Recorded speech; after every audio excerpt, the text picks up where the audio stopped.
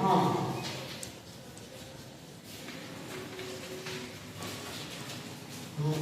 Good morning student.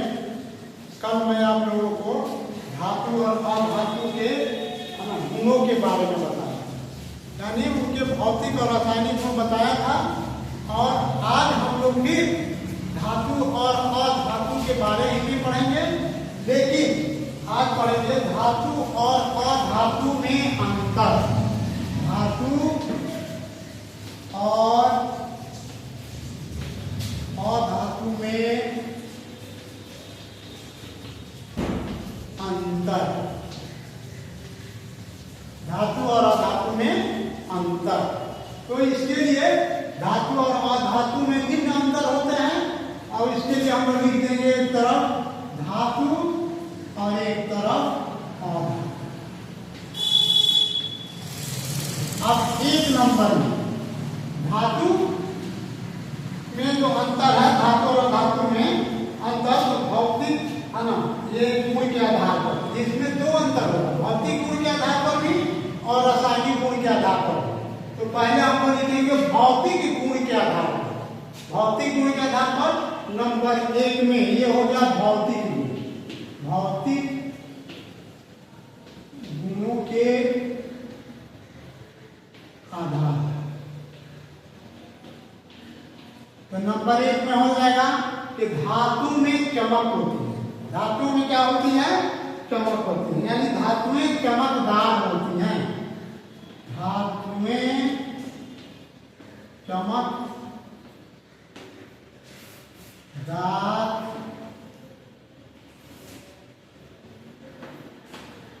होती हैं।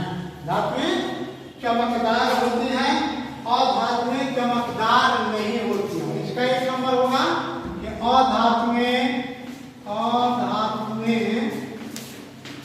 चमकदार नहीं होती हैं।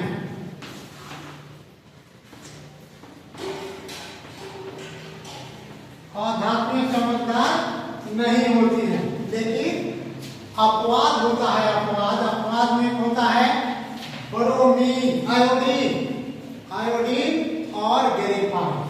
अपवाद में होता है, अपवाद में हो गया आयोडीन।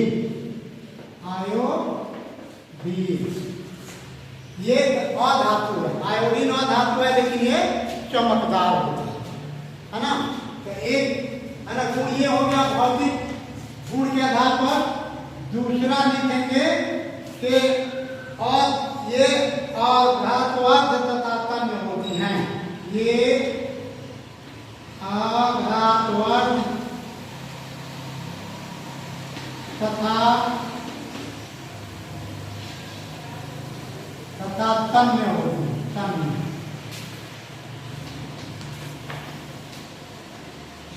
धातु। और ये दूसरा इसमें लिखेंगे ये भंगुर। ये भंगुर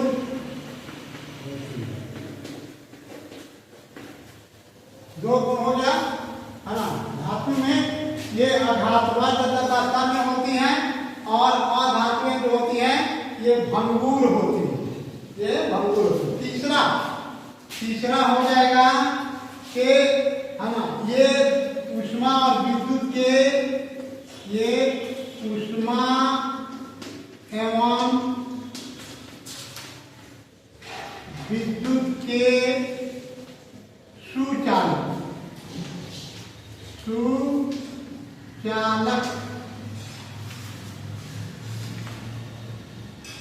होती हैं, यानी इनसे होकर विद्युत धारा प्रवाहित होती है धातु से। और अधातु में क्या होता है? तीसरा कि ये ऊष्मा और विद्युत के कुचालक होते हैं। ये ऊष्मा और विद्युत के कुचालक होती हैं। इसमें भी एक अपवाद ये ग्रेफाइट ग्रेफाइट अधातु है, लेकिन ये ऊष्मा और विद्युत का सुचालक होता है। ग्रेफाइट तो है और धातु है, लेकिन है ना, ये ऊष्मा और विद्युत का सुचालक होता है, इसलिए ये अपवाद में हो जाता है ना। सभी अधातुएं जो होती हैं वो ऊष्मा और विद्युत के कुचालक होती हैं, लेकिन ग्रेफाइट अधातु होते हुए भी ये ऊष्मा का और विद्युत का सुचालक होता है। तो ये 3 उदाहरण हो गया। और चौथा हो गया कि ये विद्युत धनात्मक होती है, धातुएं विद्युत धनात्मक होती है। ये विद्युत धनात्मक होती हैं और ये विद्युत ऋणात्मक होती है। ये विद्युत ऋणात्मक होती है, ये विद्युत धनात्मक होती है और ये विद्युत ऋणात्मक होती है। धातुएं है ना ठोस होती है। पांचवा क्या हो गया कि धातुएं ठोस होती है ना, लेकिन इसमें भी एक अपवाद होता है और वो है पारा। पारा धातु है, लेकिन वो ठोस अवस्था में नहीं पाया जाता है, वो द्रव अवस्था में पाया जाता है पारा, है ना। तो पांचवा हो जाता है कि ये ठोस अवस्था में होती है, ये ठोस अवस्था में पाई जाती है, ठोस होती है। लेकिन अपवाद में कहा जाता है पारा, अपवाद पारा। ये है ना धातु है, पारा धातु है, लेकिन ये ठोस अवस्था में नहीं पाया जाता है, बल्कि ये द्रव अवस्था में पाया जाता है ना। और धातुएं ठोस और धातुएं ठोस एवं गैस अवस्था में पाई जाती है होती। लेकिन इसमें भी एक अपवाद है, वो है ब्रोमीन। ब्रोमीन ब्रोमीन जो है ये अधातु है, लेकिन ये द्रव अवस्था में पाया जाता है। यही है ना, ये भौतिक गुण के आधार पर ये 5 उदाहरण जो है इसको आप लोग याद कर लेंगे, कॉपी पर लिख लेंगे, इसको नोट में लिख लेंगे। और ये 5 ही है, ये बहुत है आप लोगों के लिए भौतिक गुण के आधार पर। अब हम लोग पढ़ेंगे कि धातु और अधातु में रासायनिक गुण के आधार पर। देखिए, अगर एग्जाम में आता है कि धातु और अधातु में अंतर लिखें तो आप कोई भी लिख सकते हैं, लेकिन अगर आता है कि रासायनिक गुण के आधार पर है ना इसमें अंतर स्पष्ट करें, या भौतिक गुण के आधार पर इसमें अंतर स्पष्ट करें, तो ये भौतिक गुण के है ना, ये भौतिक गुण के आधार पर हो गया, तो सिर्फ भौतिक गुण के आधार पर ही लिखना होगा। अब है रासायनिक गुण के आधार, धातु और अधातु में अंतर जो है अब है रासायनिक गुण के आधार पर। रासायनिक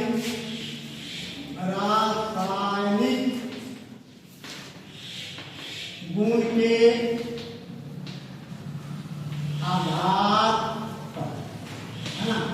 अब रासायनिक गुण के आधार पर करेंगे तो प्रतिक्रिया कराएंगे। जैसे हम लोग ऊपर प्रतिक्रिया कर चुके हैं कि ऑक्सीजन के साथ इसकी क्या प्रतिक्रिया होती है, अम्ल के साथ इसकी क्या प्रतिक्रिया होती है, जल के साथ इसकी क्या प्रतिक्रिया होती है, ये सारे तो जब प्रतिक्रिया कराएंगे हम लोग तो ये हो जाएगा रासायनिक।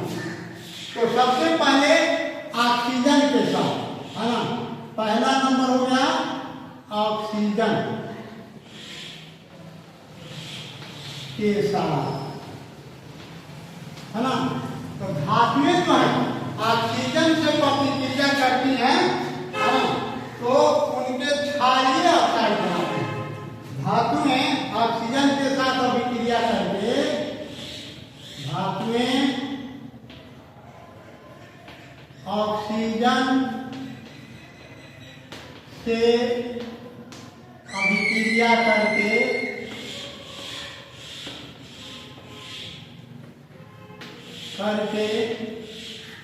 क्षारीय अवसाद बना, क्षारीय ऑक्साइड बना।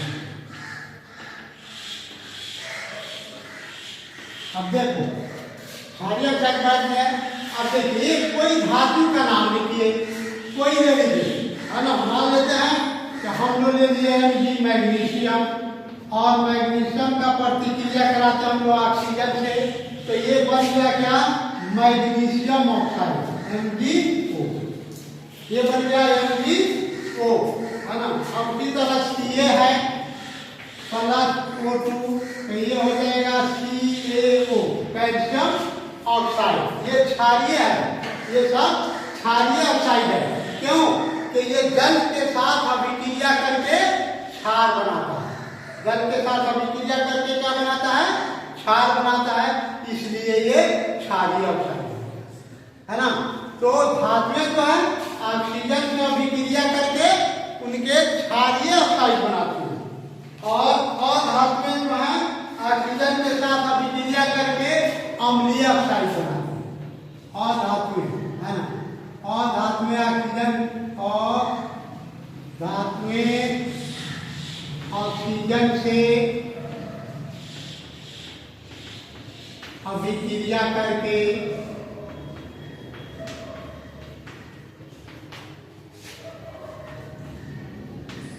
अम्लीय ऑक्साइड बनाती है।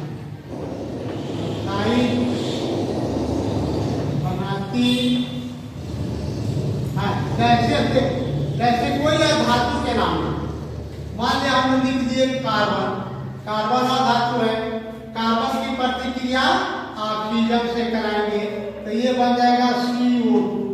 उसी तरह सल्फर है, सल्फर का प्रतिक्रिया ऑक्सीजन के साथ कराएंगे तो ये बनेगा SO2। ये अम्लीय ऑक्साइड होता है। क्यों अम्लीय ऑक्साइड होता है कि ये जल के साथ अभिक्रिया करके अम्ल बनाता है ना। अधातु के ऑक्साइड जल के साथ अभिक्रिया करके अम्ल बनाता है, इसलिए ये अम्लीय ऑक्साइड बनाता है ना। और ये धातु के ऑक्साइड जो है ये जल के साथ अभिक्रिया करके क्षार बनाते हैं, इसलिए धातु के ऑक्साइड जो होते हैं वो क्षारीय होते हैं, और अधातु के ऑक्साइड जो होते हैं वो अम्लीय होते हैं। नंबर 2, अब नंबर 2 में हम आएंगे, है ना, कि अम्ल से अभिक्रिया, है ना, अम्ल से अभिक्रिया। धातुएं जो हैं अम्लों से अभिक्रिया करके हाइड्रोजन गैस मुक्त करते हैं, हाइड्रोजन गैस बनाते हैं। धातुएं अम्ल के साथ अभिक्रिया करके, धातुएं अम्ल के साथ अभिक्रिया करके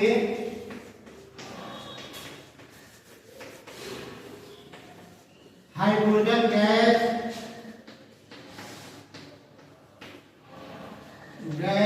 मुक्त करती हैं।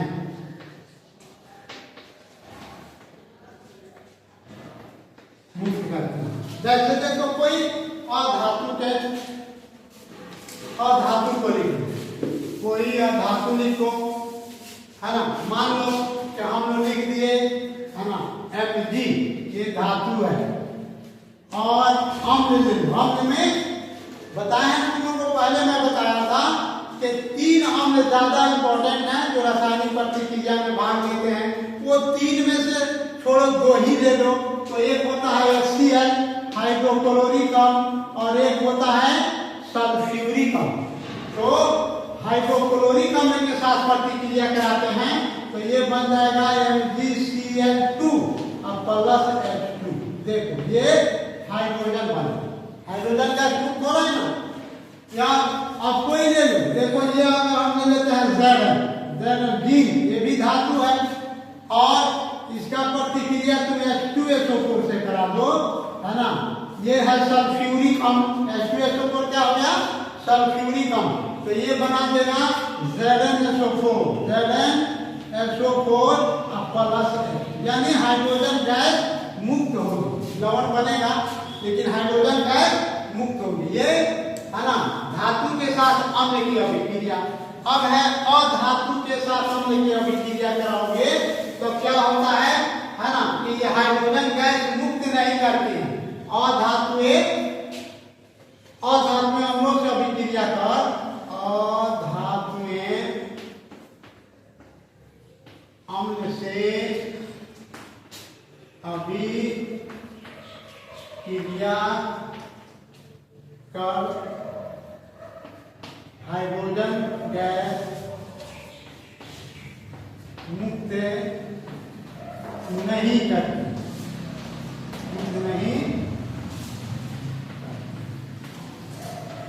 ये अधातु जो है वो अम्ल के साथ अगर बाई चांस अभिक्रिया कर भी देती है तो हाइड्रोजन गैस मुक्त नहीं करती है ना। लेकिन धातुएं जो है ये अम्ल के साथ अभिक्रिया करती हैं तो हाइड्रोजन गैस मुक्त करती है। अब है क्लोरीन के साथ अभिक्रिया। क्लोरीन के साथ अभिक्रिया तो धातुएं जो है क्लोरीन के साथ अभिक्रिया कर है ना वैद्युत संयोजक क्लोराइड बनाती है। धातुएं क्लोरीन से अभिक्रिया Cl2 से है ना। तो धातुएं क्लोरीन से अभिक्रिया कर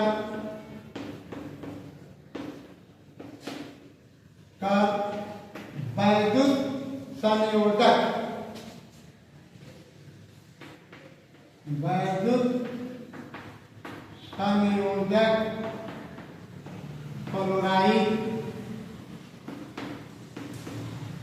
बनाती हैं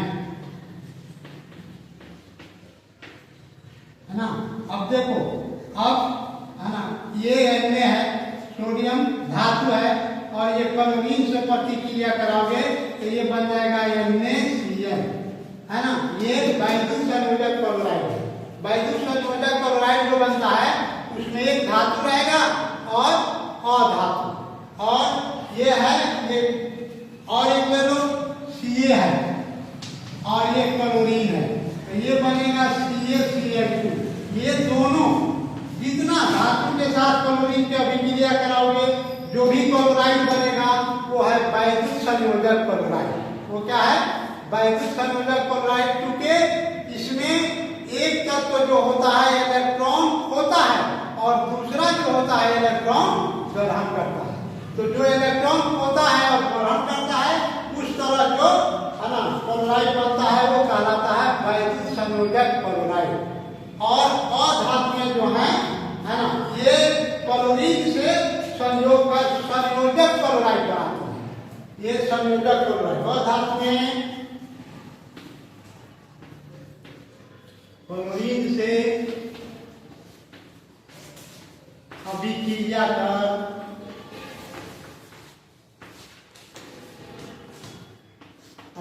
कर सहसंयोजक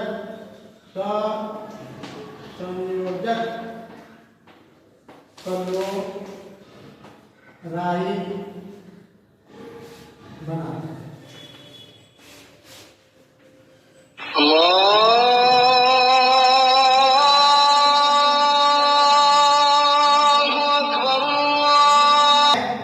जल के साथ अभिक्रिया है ना। धातुएं जल के साथ धातुएं जल के साथ अभिक्रिया कर धातुएं जल के साथ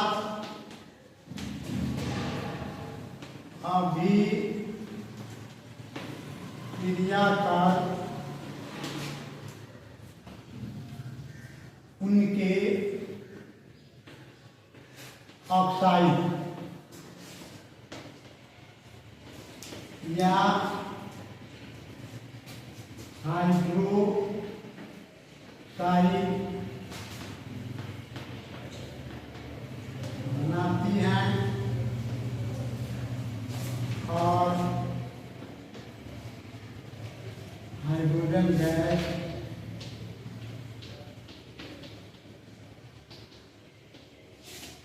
मुक्त होता है।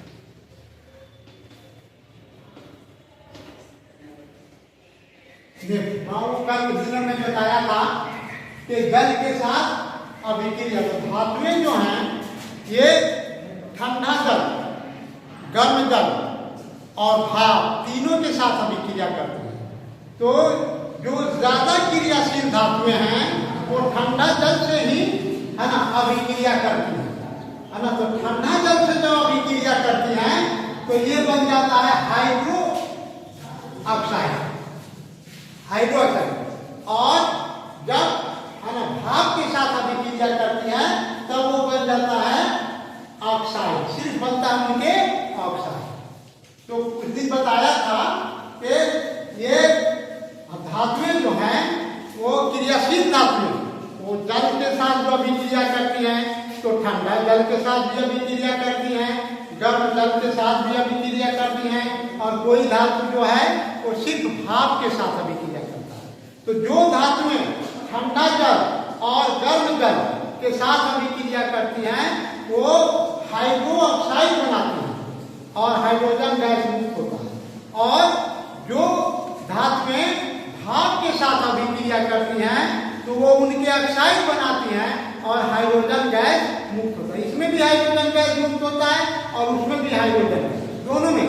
लेकिन उसमें जो होता है हाइड्रो ऑक्साइड बनता है ठंडा और गर्म जल के साथ, और भाप के साथ जो अभिक्रिया करती हैं तो वो बनाती हैं क्या, ये ऑक्साइड। जैसे देखो है ना, ये है Na, ये ठंडा जल के साथ अभिक्रिया करता है NCH2, तो ये बन जाएगा NaOH प्लस, ये असंतुलित समीकरण है ना। तो इसको संतुलित करने के लिए यहाँ 2 लगा दो, यहाँ 2 लगा, यहाँ भी 2 लगा, ये संतुलित समीकरण हो गया। अब ये देखो, ये ठंडा जल के साथ अभिक्रिया करता है तो ये बना दिया हाइड्रो ऑक्साइड। और जो सिर्फ है ना भाप से अभिक्रिया करता है, भाप, जैसे Fe है, Fe प्लस H2O। अब ये भाप के साथ अभिक्रिया करेगा तो ये ऑक्साइड सिर्फ बनाएगा Fe3O4 plus Fe3O4 plus H2, है ना। अब ये भी असंतुलित है, अब संतुलित करोगे तो यहाँ पर 3 लगा दो, है ना, और यहाँ पर 4 लगा दो, है ना। तो 4 गुना 8 हो गया, यहाँ भी 4 लगा दो, तो ये हो जाएगा, है ना। देखो इसमें यहाँ हाइड्रो ऑक्साइड बना रहा है, ये भी धातु है, जल में अभिक्रिया किया तो यहाँ पर बना दिया हाइड्रो ऑक्साइड। और ये भी है ना धातु है, जल से अभिक्रिया किया तो ये बनाया सिर्फ ऑक्साइड, उनके ऑक्साइड बनाया। तो धातुएं जो है जल से जब अभिक्रिया करती हैं तो उनके ऑक्साइड या हाइड्रो ऑक्साइड दोनों बनाते हैं, है ना। तो अब हाइड्रो ऑक्साइड कब बनता है और ऑक्साइड कब बनता है ये बताया तुमको कि जब धातुएं ठंडे जल या गर्म जल के साथ अभिक्रिया करती हैं तो बनता है हाइड्रो ऑक्साइड। और जब धातुएं भाप के साथ अभिक्रिया करती हैं तो वो बनाता है ना उनके ऑक्साइड, यानी ये Fe3O4 ये हो गया फेसोफेरिक ऑक्साइड। क्या हो गया, फेसोफेरिक ऑक्साइड। और धातुएं जो है ये जल से अभिक्रिया नहीं करती, और धातुएं जल के साथ अभिक्रिया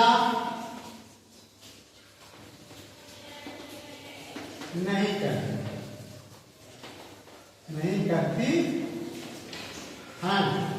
यही है ना आज का हम लोग का टॉपिक यहीं पर समाप्त होता है। इसको आप लोग अपने कॉपी में उतार लीजिएगा।